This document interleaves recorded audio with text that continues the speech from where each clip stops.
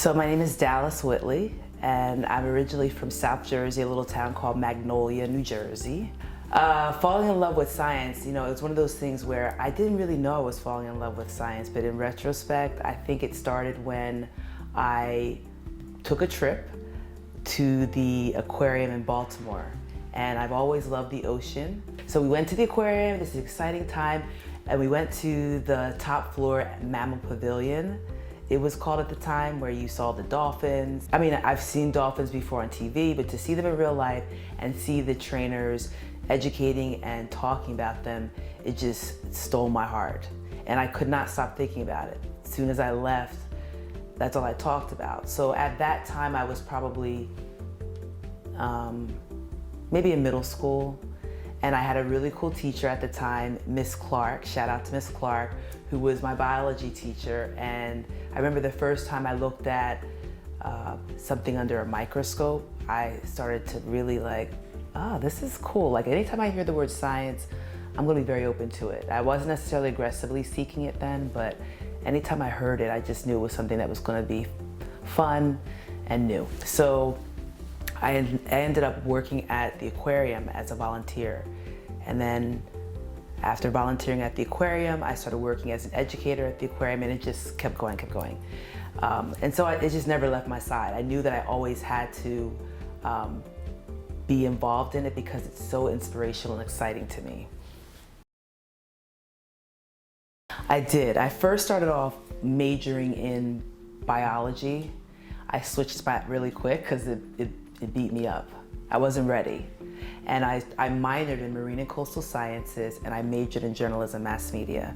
So my goal from then on was to be, you know, do some sort of educational media coupled with science. So that was fun. You know, in college, although it wasn't my major, minoring in marine and coastal sciences gave me so many cool opportunities. So that was always my plan. I have learned that science does not belong in a book. It's not in a classroom. Matter of fact, you don't have to have a lab coat on. You know, all those things that we think about when it comes to doing science or what a scientist is so limiting, because it's taught me that it's a process that can only start if you have curiosity. You have to be willing to take risks in your mind and humble yourself to learning more. Science has this like stigma that, you know, scientists know everything. I mean, I can't tell you how many times people say to me, you know, you don't know how to do that? You're a scientist. You're a science teacher. You don't know how to do open heart surgery? You're science, come on, science. I mean, everything in the world, because science is everywhere. And so kind of like working against that, like, no, what makes me a science diva, for example, is that I'm curious, very comfortable with being curious and not knowing. Because the more curious you are, you end up picking up stuff along the way that just takes you further than you ever imagined. So I think that's the one thing I can appreciate the most about science, is the fact that it's not in a box.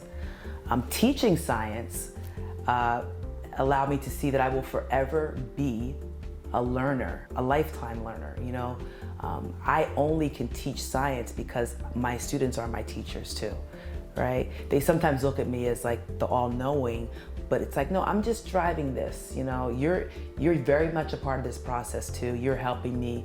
Your perspective can allow me to see other ways that we can approach it. So being a teacher, what I love the most is that any type of teacher, you're always learning. And ideally, you're always being challenged how you learn, how others learn, and making sure that we're open to the experiences that we all have, bringing that to the table to help us in our learning. Because what you learn and what you learn can never be taken away from you, and that's what I love the most about, you know, teaching and education. I don't care what happens to you, no one can take that away. That's your power. Underneath that name is really just, it actually really is me. If you're hanging out with me regularly, where I'm not being Dallis the Science Diva, it's very hard to separate the two. I can't go anywhere and be curious and then also be very much interested in the process of things, right? And I'm excited about it because For so long, I never really understood science to be something that was so touchable or tangible everywhere. So that excitement and passion is really what I think fuels Dallis the Science Diva.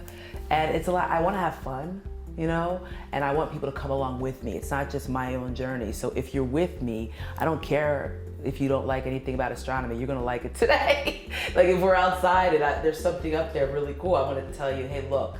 And you might mumble, oh, here we go again. But later on, you're gonna be like, you know what? I looked up there and I saw it the other night.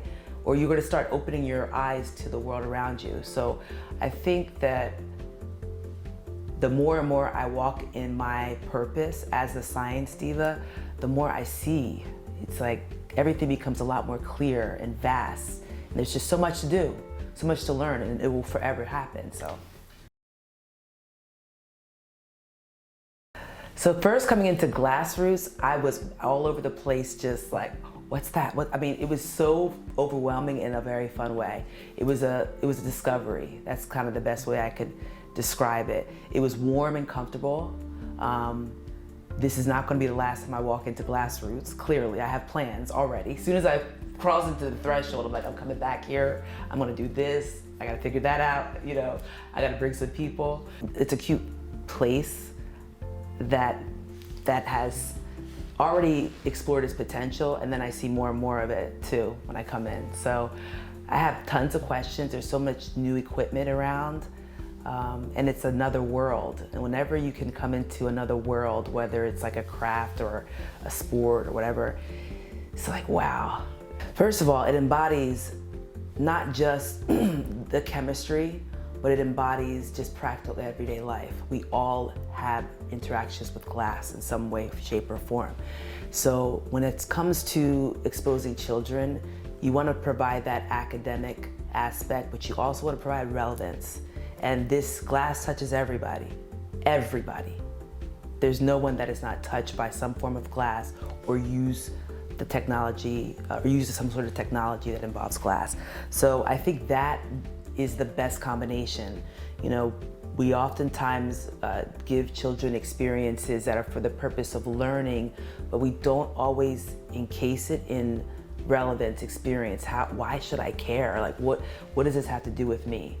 And this is the type of dimensional learning I support when it comes to learning anything, especially science.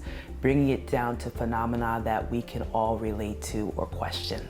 So this provides so many opportunities for that.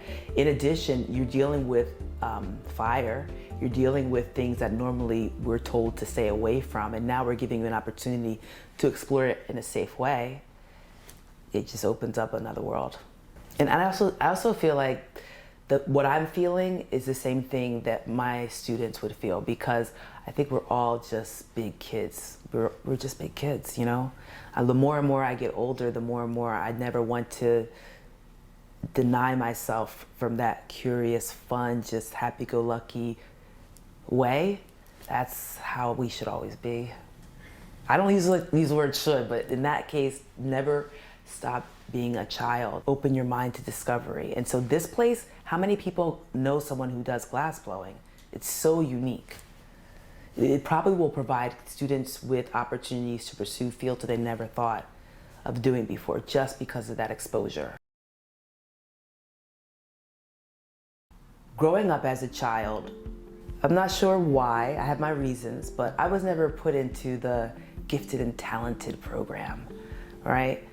And I remember that at the time when I was in school, the gifted and talented children were the only ones that were able to do science. It was terrible, actually.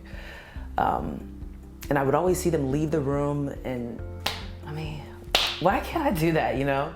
So then I kind of had a little bit of an issue with gifted and talented, or scholar characterization, you know, characters, or categories rather. So when I went into education, I started to realize that, you know, we're all gifted and talented. Unfortunately, someone has decided that this was the way it looked, and they stuck with it. And that is not true at all. Most of my gifted and talented students are the ones who are in trouble, or the ones who are disruptive, or who don't do their homework, or all these rules that we put into place in education, the grades, even the grades, I'm saying it, okay, grades, they don't always tell the true story. So first and foremost, all of my students are gifted and talented. There's no, that term should be applicable to everyone. It shouldn't be a select group of people. Also too, the idea of being wrong or not having the right answer is so debilitating. It's also, it reduces a child's ability to take risks in their learning. It's so important to create a safe environment for students to fail. Because for some reason, failure is like so bad, but no, failure is how we get to where we're going. It's our attempts in learning. Our first attempt in learning is the best part of getting, is necessary part rather to get there. So not getting something right, not knowing the answer, I need that to be gone, right? Giving students multiple opportunities or ways to display their understanding. There's not just one way. And I think that until education makes that shift, we're not going to see our full potential.